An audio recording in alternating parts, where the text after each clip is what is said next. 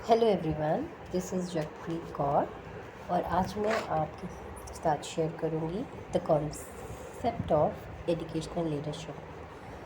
तो ये जो कॉन्सेप्ट है एजुकेशनल लीडरशिप, ये जो टर्म है ये दो शब्दों से बना है। तो ये है एक एजुकेशन, दूसरा है लीडरशिप।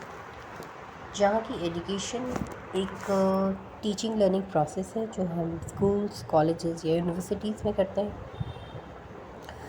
और इनफॉर्मली अगर देखें तो हम अपने घर में या फिर घर पे या फिर कोई भी जगह से करते हैं जहाँ पर लर्निंग टेक प्लेस कर रही है। और जब हम ये लर्न कर रहे हैं हमारे बिहेवियर में कुछ चेंजेस आते हैं, हम नई नई स्किल्स सीखते हैं और ताकि हम एक बेहतर सिटीज़न इस सोसाइटी के बन सकें। ठीक है, ये एजुकेशन का डेफिनेशन है। और अगर अब लीडरशिप की बात करें तो ये कि अगर हिंदी में देखें तो इसका जो शाब्दिक अर्थ है वो है नेतृत्व। ये नेतृत्व शब्द से आता है। तो नेतृत्व का मतलब होता है टू गिव डायरेक्शंस। तो मतलब कि डायरेक्शन देना, लीडरशिप का मतलब वही होता है। तो अगर हम इन दोनों शब्दों को जोड़ दें तो डायरेक्शंस जब दिए जाते हैं किसी एजुकेशनल इंस्टीट्यूट में, इसी को एजुकेशनल लीडरशिप कहा जाता है। अब हम देखते हैं कि ये एजुकेशन लीडरशिप, इसको थोड़ा समझते हैं क्या है। तो education leadership refers to the process of leading and managing educational institutions such as schools, colleges and universities and other learning organisations. ये कह रहा है कि एजुकेशनल लीडरशिप ये एक प्रोसेस है of leading and managing educational institutions. मतलब एक प्रोसेस है लीड करने का एंड मैनेज करने का। किसको मैनेज करना है?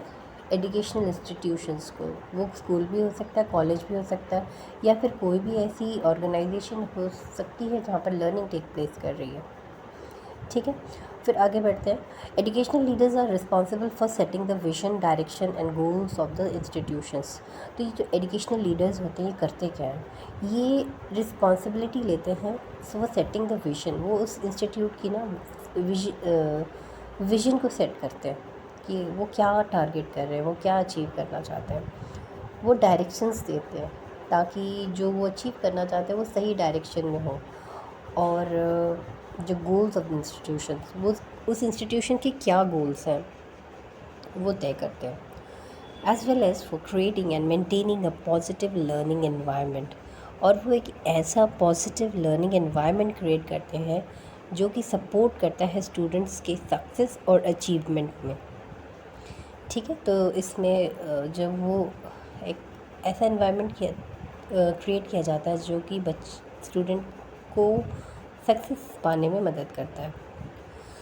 अगर हम देखें तो ये जो एजुकेशनल लीडरशिप है इसके कुछ फीचर्स हैं, की फीचर्स हैं। ठीक है, तो ये क्या क्या है? Setting a vision. तो educational leaders develop a vision for the institution that outline its goal, values and priorities. तो जो एजुकेशनल लीडर्स होते हैं वो डेवलप करते हैं विजन कि वो क्या क्या टारगेट रखते हैं अपने इंस्टीट्यूट का। और क्योंकि बिना विजन के तो आप डायरेक्शन, कोई भी इंस्टीट्यूट या कोई भी डायरेक्शन लेस हो जाएगा। इसीलिए किसी भी इंस्टीट्यूट का एक विज़न ज़रूर होता है, चाहे वो बड़ी से बड़ी कंपनी हो या छोटी से छोटी कंपनी हो, उसका एक विज़न ज़रूर होता है। तो हर एक एजुकेशनल इंस्टीट्यूट का कोई विज़न होता है और वो विज़न कौन क्रिएट करता है? एक एजुकेशनल लीडर तय करता है। ठीक है, अब दूसरे पॉइंट पर जाते हैं, वो है इंस्ट्रक्शनल लीडरशिप। क्योंकि एक एजुकेशनल प्लेस जो होती है वहाँ पर teaching learning definitely take place करेगी। तो जो एजुकेशनल लीडर्स होते हैं उनका सबसे बड़ा रोल होता है ये देखना कि ये जो टीचिंग लर्निंग प्रोसेस है वो सही तरीके से हो और उसमें इम्प्रूवमेंट हो। ठीक है, वो एफिशिएंटली भी हो और उसमें अगर कोई कमी है तो उसमें इम्प्रूवमेंट हो। ये उनको, वो हमेशा इस चीज़ को पर फोकस करते हैं। फिर करिकुलम डेवलपमेंट, करिकुलम होगा तभी आप टीचिंग लर्निंग करा पाओगे। फिर जब टीचिंग लर्निंग होगी तब आप उस चीज़ को असेस भी करोगे। तो असेसमेंट स्ट्रैटेजीज़ वो तय करते हैं ताकि जो स्टूडेंट्स के आउटकम्स हैं वो बेहतर से बेहतर आए। ठीक है, आगे बढ़ते हैं। तो next is the organisational management.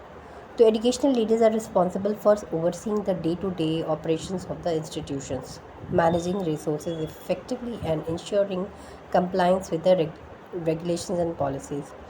तो जो हर एक इंस्टीट्यूशन का एक ऑर्गेनाइजेशन मैनेजमेंट होता है, उसको हर एक इंस्टीट्यूट का एक मैनेजमेंट का तरीका होता है कि वो एक फंक्शन करता है एक प्रॉपर तरीके से।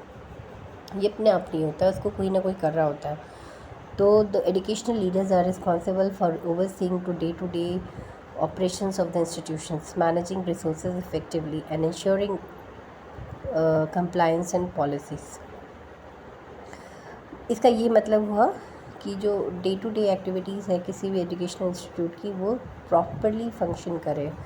तो ये एजुकेशनल मैनेजर्स देखते हैं और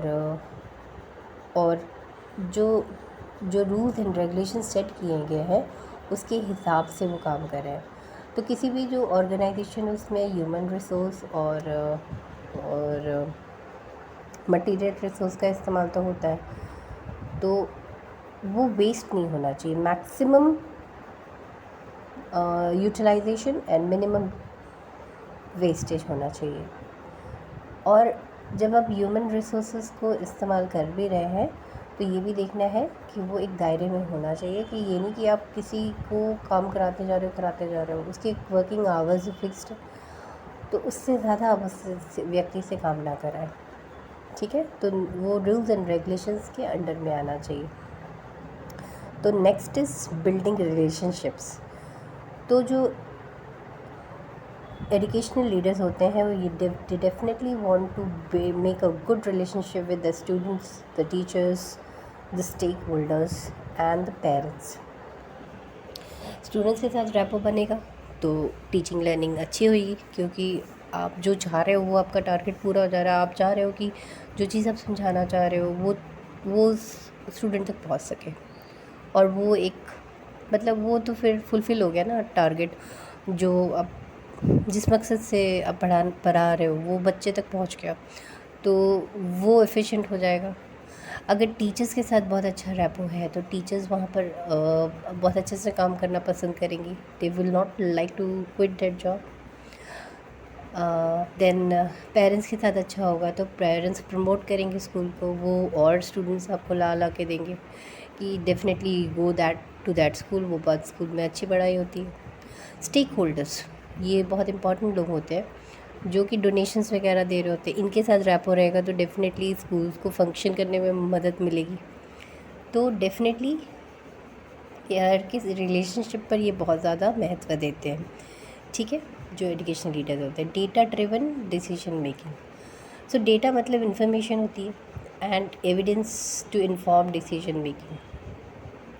मतलब ये जो डिसीजंस लेते हैं ऐसे ही नहीं लेते हैं, तो ये पहले मतलब हर चीज़ को जांच और परख कर डिसीजन लेते हैं। ऐसे ही मतलब कुछ भी डिसीजन ले लिया ऐसा नहीं होता है। ठीक है, identify areas for improvement and measure progress towards goal. वो जहाँ इम्प्रूवमेंट करना होता है उसको आइडेंटिफाई करते हैं और फिर मेजर्स लेते हैं ताकि प्रोग्रेस हो। फिर आपका आता है एडवोकेसी। सो एडवोकेसी क्या है? Educational leaders advocate for the need of the students and the institutions, both within the organization and the broader community। ठीक है, तो ये एडवोकेट करना मतलब वकालत करना बच्चे की नीड्स के हिसाब से। अच्छा, तो मैं एक बात कहना चाहूँगी यहाँ पर, अगर नीड्स ऑफ द स्टूडेंट्स की बात करें तो यहाँ पर पहले जब हम स्पेशल चिल्ड्रन को देखते हैं ना, तो पहले ना उनके लिए कोई प्रावधान नहीं था कि वो एजुकेशन प्राप्त कर सके। तो फिर कुछ लोगों ने, जैसे कि मारिया मोंटेसरी होगी, उन्होंने इस चीज़ को देखा तो वो कुछ इंस्टीट्यूशंस आगे आए और उन्होंने इस चीज़ को आगे रखा कि उस स्पेशल चाइल्ड की भी कुछ नीड है और उसको भी एजुकेशन की ज़रूरत है। अगर वो ऐसा नहीं करते तो आज जो इंक्लूसिव एजुकेशन का जो इतना बड़ा हम लोग सब समानता की बात कर रहे हैं, वो हमें कभी देख नहीं सकते थे। ठीक है, बिकॉज़ उस समय में जो डिसेबल्ड लोग होते थे उनको बहुत ख़राब दृष्टि से देखा जाता था। तो जो एजुकेशनल लीडर्स होते हैं ना, वो एडवोकेट करते हैं needs of the students and the institution.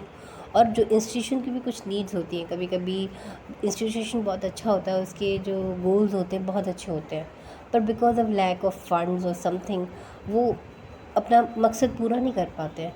तो ये जो एजुकेशनल लीडर्स होते हैं ना, ये फिर कुछ ना कुछ वो फिर वो रिसोर्स कहीं से फिर वो प्रोवाइड करा देते हैं इंस्टीट्यूट को, वो अपनी जिम्मेदारी अपने ऊपर ले लेते हैं।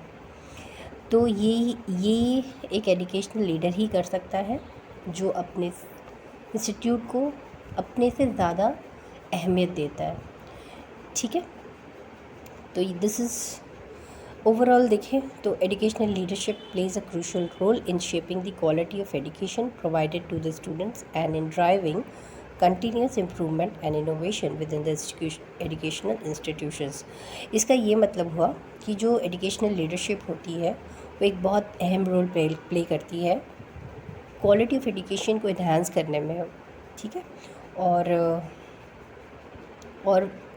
अगर कोई कमी है तो उसमें कंटिन्यूस इम्प्रूवमेंट करने की, और अगर कोई चेंजेस ला सकते हैं, इनोवेशंस का मतलब चेंजेस होता है, और अगर उनको लगता है कि बदलाव ज़रूरी है तो वो उस बदलाव को भी लेके आते हैं। इसका बहुत अच्छा एग्जांपल है पैंडमिक टाइम, जो कोरोना टाइम था। तो ज़्यादातर मैक्सिमम स्कूल्स में ऑनलाइन टीचिंग क्या होती है नहीं यूज़ होती थी, लेकिन जैसे ही कोविड का ड्यूरेशन आया तो सभी स्कूल्स में ये मैंडेटरी हो गया और पूरी पढ़ाई हुई है उस समय। तो ये पॉसिबल हो पाया क्योंकि जो एजुकेशनल लीडर्स थे उन्होंने ये तय किया कि we will go for the online teaching. अगर वो ऐसा डिसीजन नहीं लेते, वो एक इनोवेशन था, पहली बार किया जा रहा था। ठीक है, तो वो ऐसा नहीं लेते तो ये पढ़ाई हो नहीं पाती थी। ठीक है, तो that is all for today. I think we have covered all the points. इसको एक बार देख लेते हैं क्या क्या है। तो जो एजुकेशनल लीडरशिप होती है वो उनकी की फीचर्स हैं। इसके फर्स्ट है setting a vision, second is true instructional leadership, और organisational management third, then comes the building relationships, professional development, data driven decision making, advocacy. So there are total 7 points, and I think they are simple too, so easy to remember. I hope you like this video, and this piece of information was useful for you. Thank you so much. Bye bye.